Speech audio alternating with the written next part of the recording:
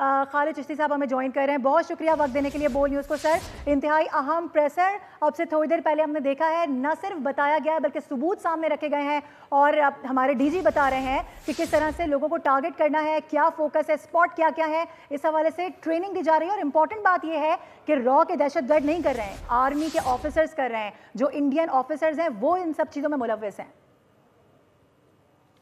जी बहुत बहुत शुक्रिया मुझे चैनल पे लेने का।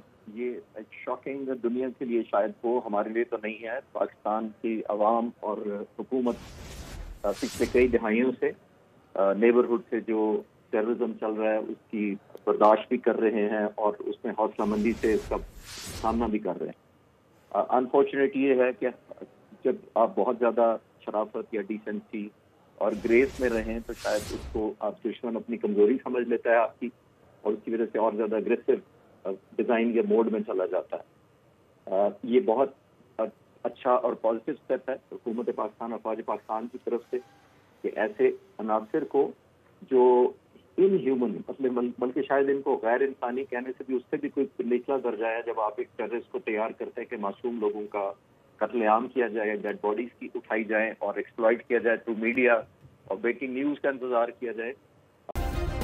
सब्सक्राइब करें और बेल दबाएं ताकि कोई खबर रह न जाए।